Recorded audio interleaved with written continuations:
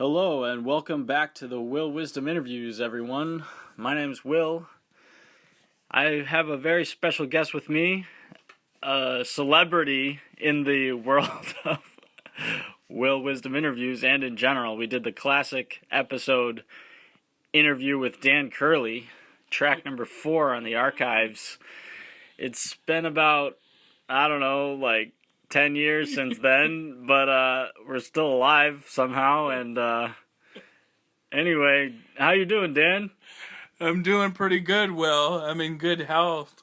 As they say, health is wealth, and I'm happy to be back on Will Wisdom Interviews. Excited. I heard that at Walgreens I saw a sign that said health is the foundation of all happiness. I was a little skeptical, but anyway, yeah, health is important. So today we have a surprise for you, ladies and gentlemen, which is that here on the Will Wisdom Interviews, we're going to actually have an interview. And like in a more formal sense. So, Dan, could you tell me about, why don't we start off with your writing? How's that going? My writing's going good. It's slowed down a little. I've just been writing mostly short stories. I wrote an awesome musical, Anne Marie the Musical, for my friend. I'm also a fellow blogger, artist, and writer. She has a book published, Love the Monster, Anne Marie Rosalie, so go out there and get it, because that's the greatest book ever written. And I have my own autographed copy that she sent to me. What's it called again? Love of the Monster, Anne Marie Rosalie. What is Love of the Monster about? It's sort of about prose with her drawings of monsters. So there's sort of with each monster, there's a poem, sort of, Cool. What else can we talk about? Well, tell us about the musical you wrote. Is it for Anne Marie? Yeah, it was for Anne Marie. It was about our friendship. It was about trying to say positive things about Anne Marie to sort of make her feel better, and just we basically talk about the great friendship we've had over the last 3 years, and about her writing, and just about what a good person she is. Cool. How about your diabetes? How's that going? A major announcement on that, breaking news, that I've lowered my A1C from 8.6 to 6.9, so that's fantastic, and I'm headed in the right direction. Cool. I think mine's higher than that, so I will look up to you as someone to emulate. How about what happened in your relationship life recently, shall we say? What could you give us the run through on the fake date? Yeah, the fake date. I don't know if it's a fake date or a real date, but basically what happened was, on my profile, I just wanted to say that I wanted somebody that I would meet, I wanted to be friends with for a while, not rush into anything, and there for less than a week I had just been communicating with this woman and texting with her, and she also went to a support group that I go to often, the DBSA at Boston, Belmont, McLean, and she wanted to come with and give me a ride home, so I figured, sure. I didn't know that it was going to be a date or there was going to be anything considered, but I thought it went well. I had fun with her, and it was sort of a cookout. She had some hot dogs and some sweets, and we talked about sports, and we talked about my writing, talked about my blog, talked about movies. It was really a nice time, and we had a good time at the group. But she texted me the next day and she was just like, yeah, Dan, I'd rather just be friends. And, you know, that's more or less I was looking for friendship to begin with. So I feel like when I said I didn't want to rush into anything, I feel like she sort of rushed into her decision. But that's fine. I'm up for more friends, but I didn't really understand and know that that was a date.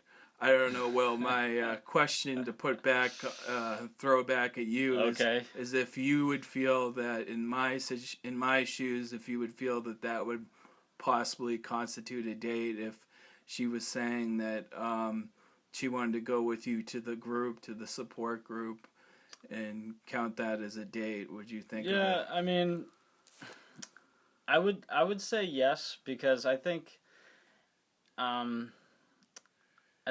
when the reality of just hanging out with someone is pretty much goes beyond the label we give of a date. Like, it doesn't have to be like a formal like dinner and a movie type thing to be a date. I think like anytime you're hanging out with someone and getting to know them, it's sort of a date. Unless like it's totally understood that like you're just friends and like, you know, you're all cool with that. But I don't know, it sounds like in her mind it was a date. Even though you weren't aware of it. Yeah, I think, well, that I was just, in my profile, I stated that I just wanted to start off as friends and be friends for a while and not rush into anything. So I think she sort of made her decision right away, which is good to know. But, you know, I wasn't really prepared for any date. I thought we were just going to be hanging out as friends, getting to know each other a little bit longer than one. I mean, that probably is like a great way to get to know someone. Going to like a meeting where people share stuff about themselves and talk about what's going on in their lives. Yeah. All right. How are the Celtics doing? Celtics are doing good. They got Gordon Hayward. They signed him. He's a good big-time free agent, so they made a move, so that's good. Hopefully we'll continue to make moves and become a better team. So what's your prediction for the 2017 to 18 season? That will go to, I think, 60 wins, and I think we'll go to the Eastern Conference Finals and lose in 7 games. Nice. And who are we going to lose to? The Cleveland Cavaliers. Well, there's still LeBron, and he's still got his group of team. LeBron's staying with the Cavs? Yeah, just for that year. Okay. He's going to move on afterwards, likely. Okay. One more year? Yeah. And are the other Warriors going to win the whole thing? Is that how it's going to go? Yep, Warriors again. And how many games do you think it's going to take them to beat the Cavs in the finals? 5 games. 5 games again. Okay, so they're pretty much going to be toast.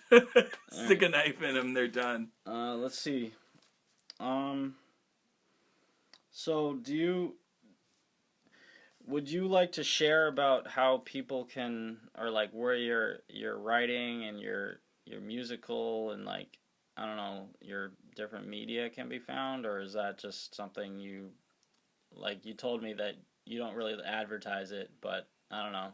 Could you tell me about at least, like, you use WordPress to make your... Yeah, www.curleymania.wordpress.com is the site you can find. I have a Facebook author page. It's Dan Curley. If you look that up, as people, that will help you get links to the WordPress of the projects. I try and post right now, since I'm not working on longer projects, I try and post my old longer projects so those new readers will get to read my old stuff, since I've written so much. That's cool. How much have you written, Dan? Well, I've written over 1,000 short stories and over 40 books, and I've written, I think, about 5 or 6 musicals. It's been a lot. That's cool. Could you tell us about how you go about making your musicals?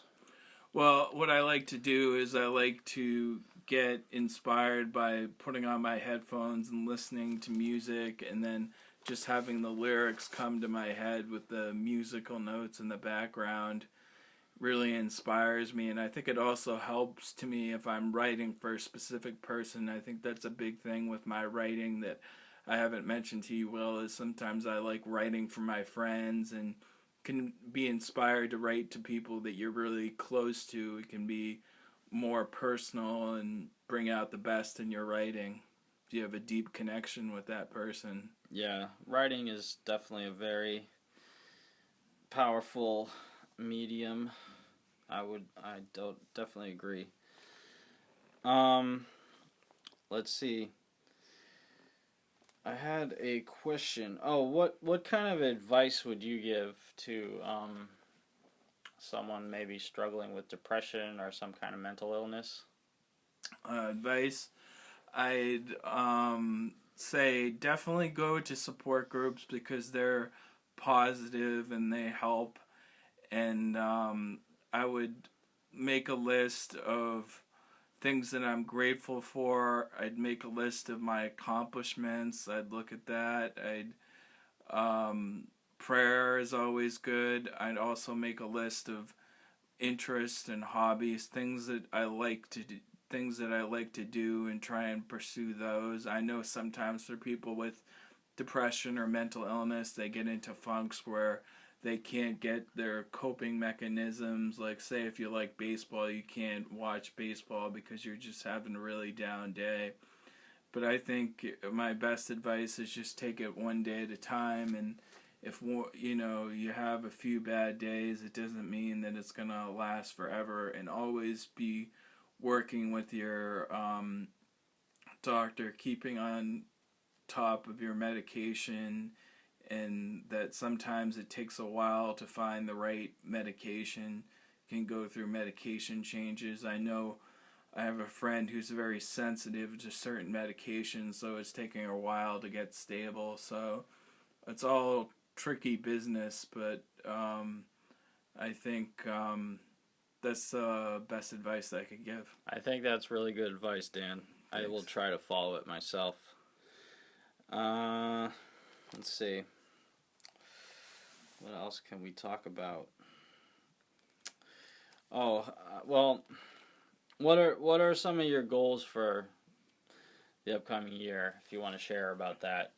Okay, I'll share about that. Okay, that's funny because my DMH worker keeps saying my goal for the rest of the year. He's trying to make it easy on me and just say stay out of the hospital since I've been in there 3 times this year in the past 4 months. So, but I'm doing really well, and I don't think that's gonna happen. But I want to focus on my diabetes. I got that down to 6.9, so it's to continue to work hard on that, and maybe instead I keep writing my short stories. I want to keep writing that, and I also want to write my musicals from time to time, and I also want to also I just want to work on things that are good for me, good projects for me, and also probably maybe do some lifting. I used to work out a lot, lift a lot of weights, and I think that might be something, a new hobby to pick up with. As I'm not writing big projects. I have more time on my hands. Taking care of my body and health is a big one. Yeah. What you already do some exercise though. What do you do for exercise? I do basketball and walking, and speaking on the topic early with depression, I've been having some depression, so I've had to push myself to get myself out there, but I have been getting myself out there. Not so much on the walks because it's been kind of really hot and muggy, so I've been more staying in with the air conditioner, but I've been keeping a good diet to take care of myself. And how about What are some of your favorite movies? Favorite movie? Oh, the Jaws, Halloween. I know you love movies and you watch a lot, right? Yeah. So Jaws, Halloween. The Hateful Eight is really good. What is that? That's a Quentin Tarantino movie with Kurt Russell and Samuel L. Jackson. Is that new? Yeah, that was recently, a couple of years ago. Cool. How about, do you like One Flew Over the Cuckoo's Nest? Yeah, that's one of my favorite movies of all time. We watched that. Cried at the end when I first saw it. Yeah. It's a very moving. Yeah, I think I might want to watch that one again. Yeah, we should watch that again. I liked that scene where they're on the boat and they're like all leaning out of the boat. I want to see what music is playing in the background.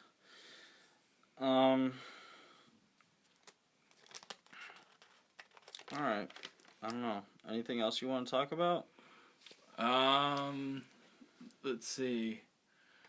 I guess I could I wanted to talk about my book Halloween Returns, which was a remake of my original book Halloween that was I did when I was really manic and was a really awesome book. It's considered I would consider it my greatest horror book, and I wanted to sort of, since it was such an enjoyable experience, I wanted to relive it again, but retell the story in a remake differently. And I did that with the differences being that, in the first one there was nonstop action, there was so many characters, it was a lot of development of the characters because there were so many. I had to develop them a lot, but it was really like a celebration almost of all my horror writings because I had all my characters, all my friends in there. This one in the remake, I used new people.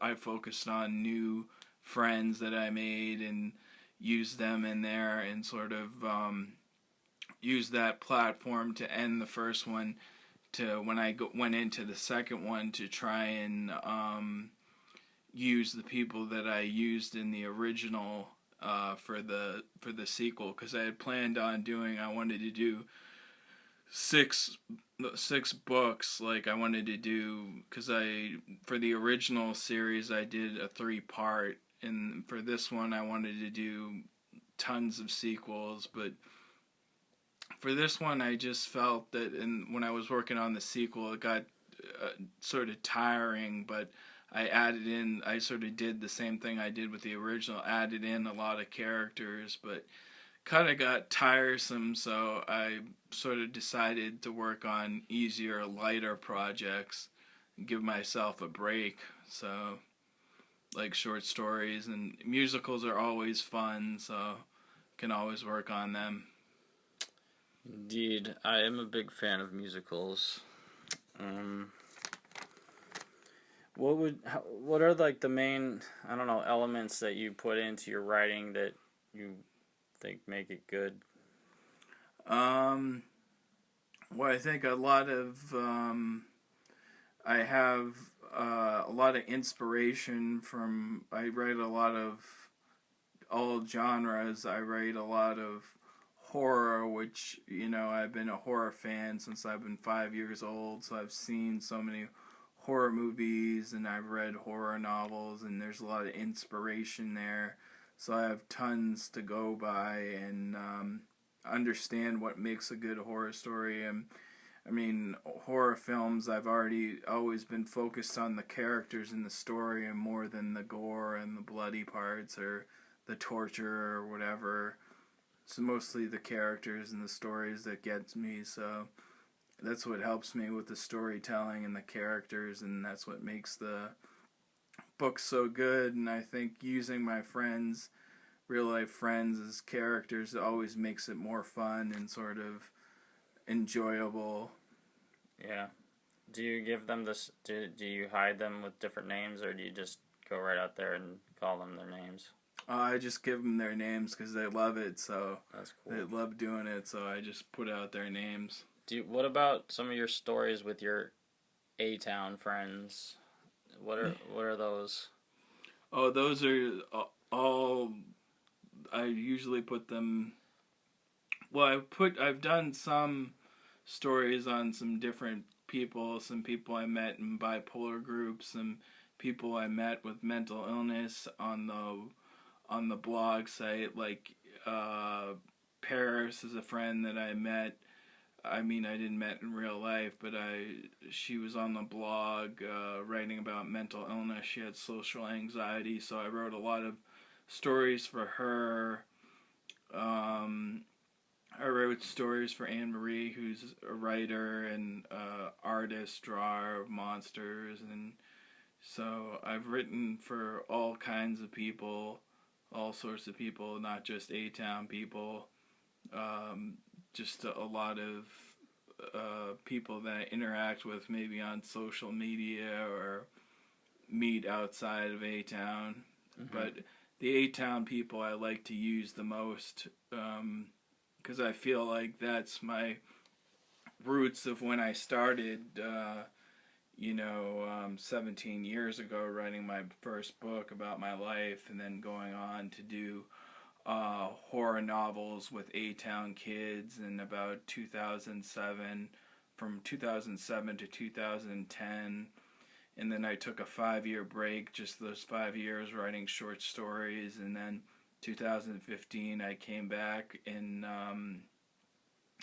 started writing horror books again. And I wrote a bunch of horror books and sort of mixed the bipolar friends and the blogger friends and the A-Town kids within those books. So it gave a lot of character depth and a lot of interesting characters. Nice. So today we listened to our old classic interview, which took place on the schoolyard of Brackett School, our alma mater. Brackett Brilliance, man. Brackett Brilliance. I'll say that in there. Yeah. Oh, I gotta give a shout out to my 4th grade teacher, Miss Boudreau, because she always said, when you become famous and successful, remember to give me credit. What a great teacher she was. Yeah, I hope she's still alive. Maybe she'll hear this. I think she will. Yeah, so what was it like to hear that interview? I mean, it was only a few minutes, but I don't know. Any comments? I enjoyed it. It was funny. It was hilarious and brought back good memories and fun when we were playing basketball and doing the interviews. It was. Those are fun. That was good times. I don't know. I guess I have questions for you, Will. Oh, really? I'll throw it back to you about how you, what advice you would give for people dealing with depression and mental illness. Aha! I don't know, man. I'm just going to try to follow your advice. Okay, good. I don't know. Let's see. I'll think about that one. Maybe we can come back to that one later. Okay. I'm not really ready to give a good answer on that. Okay, I got another question for you. How I know you're working. How's work been? How's that going for you? It's actually not bad right now. I just recently started working more for my brother Eddie, who has an excellent tree service business. And it's good work, you know. We joke around, have fun, but we also work hard. It's pretty physically tiring. A lot of sweaty, work, moving branches and stuffing them into the chipper and lifting logs and stuff. But it's fun. And he pays pretty well. I like the familiarity of working with someone that I know and trust and feel comfortable around. So that's like, I don't know, there's a lot of good things about it. I'm also doing some cleaning at the church in Boston that I go to, St. Clement's. and just like vacuuming rugs. That's going all right. I like being there. I like helping out. Hopefully, I can actually help them out because I know they're going to be doing a renovation, and the way I got the job was, I just asked if I could volunteer because I don't have much money, so I thought I wanted to help out. So I asked if I could volunteer, and Father Peter, the pastor there, said, actually, we have some work that we could give you and we could pay you too. So it worked out pretty well. I'm also still technically working at Costco. I got that job in February, and it's July now. It's been good. It's kind of like a beginner sales job. So that makes it a little bit interesting. I like interacting with the customers, joking around. But it's also can be extremely boring. Yeah. I And, just say, well, I admire you for working, and you're doing a lot of work. For me, I'm just rebuilding my life and sort of looking at volunteer positions to, sort of work my way back up. Well, I think volunteering is always good. I think it's a great place to start, and I think it always turns into something positive, even awesome, because one, you get this satisfaction of knowing that you're doing something good, and then also you might make a lot of connections, get a lot of inspiration from it. Yeah, it's always good. Always leads to something. Actually, one of my best years ever began with a volunteer experience in New York doing a, a boys character development program through like academics and sports and activities, and like I was a counselor, and it was just a very inspiring month that we had, a very intense month, because we had to be good examples for the kids. And then I ended up making a few friends from that I lived with for a year in Manhattan, and it was just a really amazing year. So yeah, that all started from volunteering. So another question for you, Will. Would you consider, since I'm always writing, wouldn't you consider that sort of a job? And in terms of publication, since I am on a blog that's published online that people can read, is it in a way that I'm published, in a way it's like work? Definitely. I think, some people think of work as like 9 to 5, typical job, dress up in a, suit and tie or whatever, but that's kind of the image we might have in our heads. But actually, I think work is a lot more everyday than that. Like, work can be getting through your depression or whatever you like to do.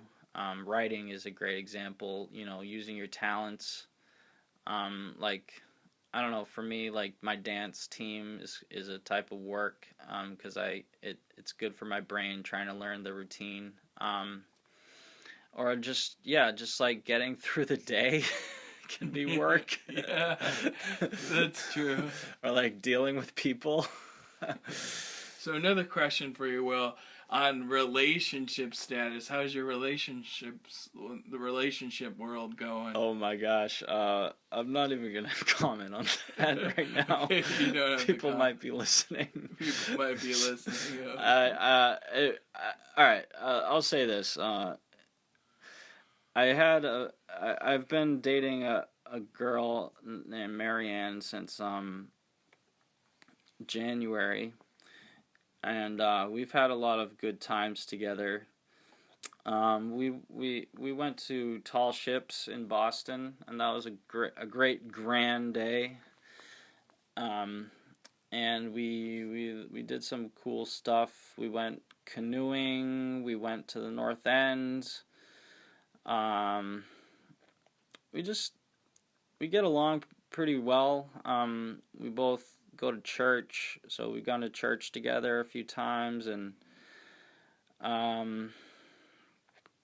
we can like talk about pretty deep stuff together, like the Bible, um, religion, stuff like that. What else? We both like to just kind of chill. like Yeah. we both like to just spend time together. I think like we talked about how there's different love languages, and we both, for us, time is very important. So we do like to just kind of sit and talk. We've gone to some parks and done that, you know, like to find a nice bench and just chill. So it's been good. We decided to take a break for reasons I probably don't even know. But so I have to admit I have been like talking to some other girls, but I'm not really dating them, although I did say a date doesn't have to be a dinner and a movie, but I don't know. We'll see. I guess it's slightly complicated. I'm trying to um find my way in the relationship world. Yeah, we'll Yeah. see. I'll keep you updated. Yeah, as for me, I think that I'm just more this year working on myself, stability, my diabetes, my health. I'm not sure that I'm quite looking in right now. My goals are relationship goals to find the one, but that was a good thing that happened. Getting to go out on a date or a fake date or whatever you want to call it, just getting to go out and meet someone, and it was positive and make new friends. But I'll see how that goes. I can always meet. I might meet somebody who knows, but I'm not expecting to meet the one right away. I think I'm gonna take some time to take care of myself, and when the time is right, I think the timing is a big factor in how you meet people, and it's just the right time. And I think when the time comes, it will happen. So it's not like I'm not gonna work at it, but I'll work at it when I'm doing a little better wise or feel more up to it. Yeah, Well, I think that's a great strategy. What were we saying? well, I'm just saying, like, if an opportunity sort of comes, if opportunities arise where, in this sense, it was more of in this dating site where this girl that I had the date with, she more pursued me, and I could have just said that, I'm not interested or I don't feel like doing that, but I still pursued it because, I thought, I still wanted to try, and I thought it would be a positive thing and I could still make a friend out of it. So Right. I think I'm usually open to meeting almost anyone. That's just me because I think something good can come out of like any encounter with a person, and usually you're going to become friends. So, I think that's a good thing. I think sometimes the girls are a little more serious about looking for like either a serious relationship or like nothing. yeah, I think yeah, sometimes like they don't actually want to be just friends. They either, you know, like you or they don't, and if they don't like you or if they don't think you treat them with respect or whatever, I don't know. Maybe they'll just like stop talking to you. But anyway, hopefully they're like cool, down to earth, and like you can either be friends or deep, dark, mysterious lovers. yeah. Look at how you put it, deep, dark, mysterious lovers. Classic. Hmm. that's a good topic. Relationships is always good. Oh, by the way, you can check out my page on my website willwisdom.com and check out the relationship advice section. Yeah, it's full of wisdom. It's full of wisdom by Will Wisdom. Actually, at this moment, it's a blank space because I have no advice for you. What was I gonna say? Oh, my brain went foggy. But oh yeah, my sister has a funny story. This is a funny, relates to relationship stories, and you'll like this, Will, because I haven't told you this. So this is going officially on air live. Holy shit! Yeah, that my sister has this funny thing because she came in my room one day, and she looked at all my posters of women, of movie stars or whatever, and she noticed a trend that they all have dark hair and dark eyes. So she thinks that I have a type and that those are the women that I'm attracted to, and she thinks that she even made up a song about it, saying I like ladies with dark eyes. She made up a song for you? Yeah. That's great. I remember I posted to it, and all the ladies with dark hair and dark eyes loved it. That's cool. She just said, basically, you like women that look like Catwoman, the one from the 60s TV show. I said, yes, a lot of young men and a lot of men did like her. So. Yeah, on that note, yeah, I actually do like, in general, I am attracted to girls with darker hair, like brown or black, and also dark eyes. It's weird, though. I mean, sometimes I end up dating blondes. I like redheads, too. No comment. No comment on the redhead. I like girls with either dark, blonde, or red hair, basically.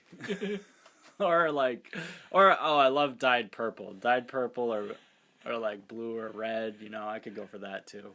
I love the person for the person, Will. That's really all that matters. Well, I'm a shallow person. I'm all about the hair color. I think that's what my sister's trying to say to me, is that I like dark hair and dark eyes. But there is some truth to that. I like dark hair and a light heart. Yeah, that sounds good. What else? Yeah, I do. Alright, I'm gonna keep this topic going. I do like to go dancing, and there's a lot of Latinas there, and Latinas are like my favorite. And yes, they do have dark hair and dark eyes, so yeah, I see a lot of those. They can also be just kind of arrogant, shallow bitches also. So that, oh wow! At times, not so, everyone. Yeah. Or just maybe they're just young and like they have some growing up to do, but some of them are really nice, And when you meet those ones who are both like beautiful on the outside and the inside, I think that's when you hit the jackpot. Yeah, I think so too, Will. I'd have to agree. Some girls, there are some girls out there that, just with guys, are good guys and they're bad guys, there are good girls and bad girls, and yeah, you just have to find the right girl for you. Right on. Well, we've got 39 minutes so far. Should we stretch this into an hour? Why not? What else do you want to talk about? Well, what else are we doing? Shoot. I don't know. I feel like so on the spot right now. I don't even know what to ask, Dan. Well, could you please explain your shirt for us? What? The Scorpion. That's my favorite wrestler, Sting. Oh yeah, that's another thing I do when I have mania. We didn't touch on the topic of bipolar, and I'm bipolar, and when I get manic, I get on spending sprees, and sometimes I'll buy a lot of shirts or buy a lot of DVDs, in that sort of way. I was talking to your mother about how I explained how I deal with coping with not being able to eat foods, certain sweets. I'll instead buy other things or use my money for other things than ordering out food or going out to dinner, or just being really strict with the diet and frugal with the money for food because for health reasons, and use that money for other things that are enjoyable things. Yeah, I'm trying to get better with money as well. Once in a while, I can relate to that. Once in a while, I, I, I go on spending sprees, or, well, yeah, one time I bought like 6 hats, and like, it was weird. I think that's because I got a better job than I'm used to, and that was back when I worked in the lab, and suddenly I had a little bit of money to spend, and so that happened. But in general, I am not good with saving money. I tend to live kind of week to week with money, and if I have some to spend, I'm more likely to spend it. Yeah, that's just how I am. But I'd like to set some money goals, and I think that would help me save it and be better with it. I think what a good goal would be is to set up a separate account put some money in a separate account for spending money, where you can spend on anything you want, to budget it. And then like some money for like serious expenses, and then maybe some savings. Yeah. Sounds good.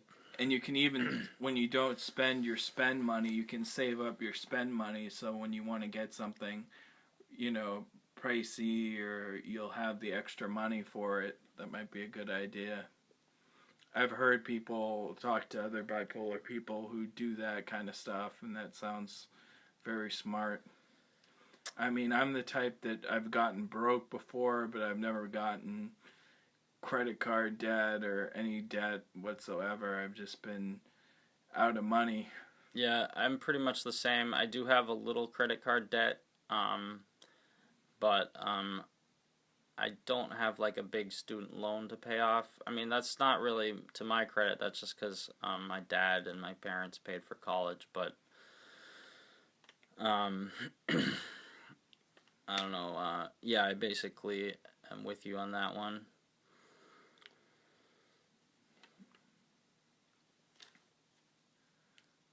How's the summer going? Oh yeah, well, summer's going by pretty fast, huh? I know. We're already at the end of July almost. It's like July 21st. I like to consider like every day around now like a holiday, because we've waited so long for this good weather, and I have to say the weather is coming through mostly in July. I think we've had like 3 rainy days out of 21. That's pretty good, right? Yeah, that's pretty good.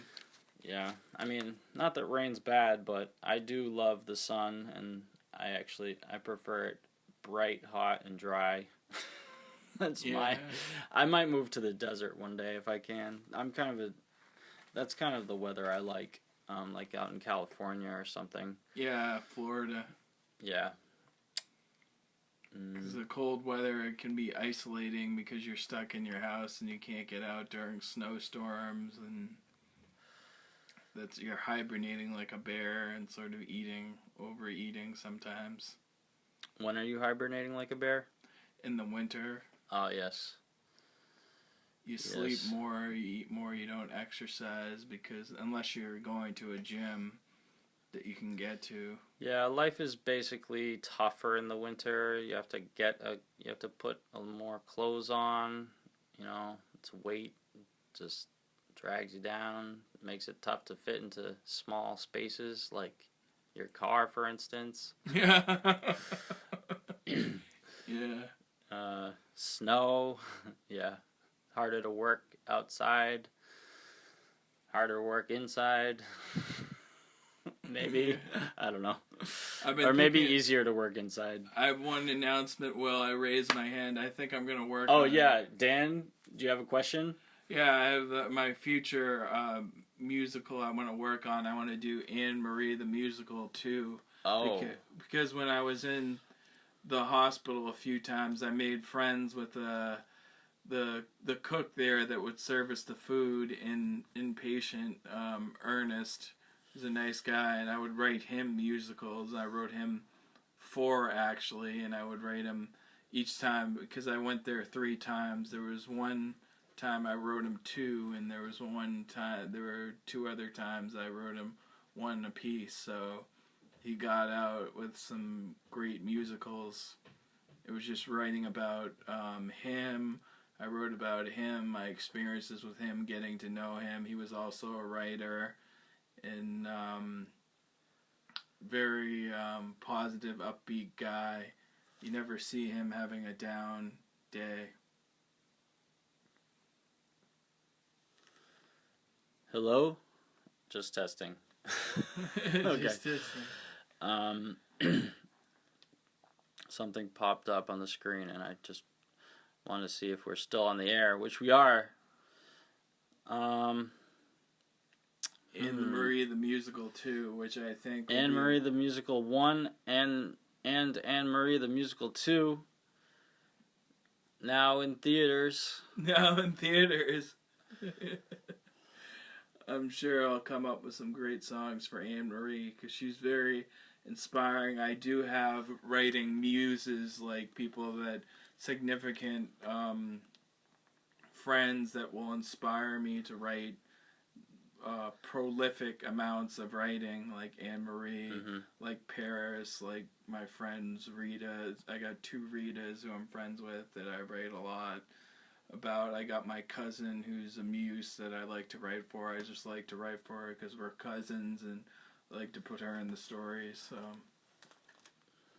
it's cool. So I wrote her a musical too, and that was pretty cool. That was a good one too. Your cousin? Yeah. Awesome. What makes Anne-Marie so special? Just everything. She's like amazing woman. Like she's got a very, like she inspired. For example, let's take this. She's funny as hell. And she's very caring, very kind, very humble. One thing she did was, I remember I was talking to her about a video store going out of business and about how I was getting all these VHS tapes for my VCR to watch. And I said, "You're a great friend, Anne-Marie." And Anne-Marie said, "VCRs can be great friends too." Classic. That's a nice comeback. Yeah, and it inspired a short story about a guy dating a woman who dies and comes back as a VCR. It was hilarious that my sister loved. Like, my sister can be, I don't know if she's critical of my writing, but she really seemed to really like that and thought it was amazing because at the end of the story, that he watches the sun rise with the VCR, and she just thought that was amazing. That is hilarious. Yeah, it was inspired. I told Anne-Marie, she said, "What an inspiring story!" She loved it. All from her comment, right? Yeah. What do you think she meant by that? Did you think she was just saying? She was saying like it's cool to just watch movies by yourself. Is that what she was saying? Yeah, I think she just likes that. That's hilarious. She also told me today that I deserve a room full of friends. Yeah, man. Full of friends, and she just said that She said when I wrote her the musical, she's very humble in the sense she said I'm the one that should be celebrated. She said all she does is descend a flight of stairs down to her basement to work on her writing and her artistry, and she says, because I'm fighting the bipolar, the diabetes, the celiac, all the health problems, all the problems or whatever, but I take it in stride. And does she have any like bipolar or anything like that? Nope. No, but she loves to write and make what kind of art? She draws monsters. Yeah. Any other things she does? Just drawings and writings. Yeah. She writes poems, writes all sorts of stuff. She started novels. She starts a lot of projects. Yeah. Have you read any of her poetry? Yeah, it's really good. I read it all the time. Awesome. What's it about? What are some themes? Themes. Well, it's a lot of it's romantical. Yeah. And she likes to write about her kids, I think. Okay. Okay, so she has kids. She's very deep stuff. Very deep stuff. Cool. I think you'd like her writing. It's very I intellectual. do like intellectual, romantical writing. Romantical.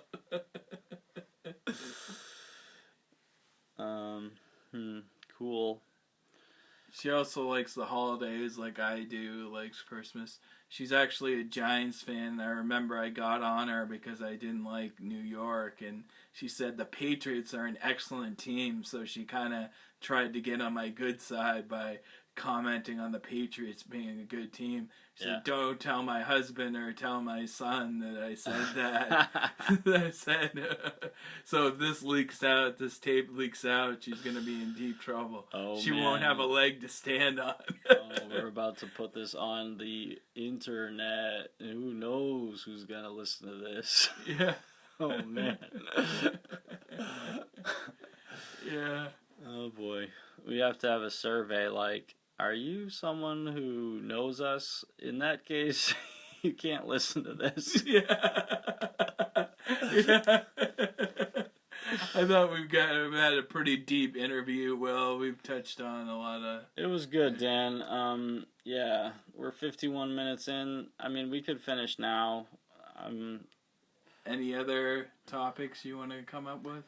I mean, I think next... Alright, I'll try to answer the question of what's good to do when you have depression or mental illness and you're trying to carry on. I think, well, one idea I got actually while I was working for Eddie at the tree service dragging branches, it's cool. Like when I'm working and I'm not able to write anything down, I get a ton of ideas. Like work can be a source of inspiration for ideas. Like when you're doing something you don't really want to be doing, but it's I don't know, it gets the blood pumping and the brain pumping. And anyway, I thought of a bunch of ideas while I was working for Eddie, and one of them was that I should make a decision, just a basic decision to try and to be happy.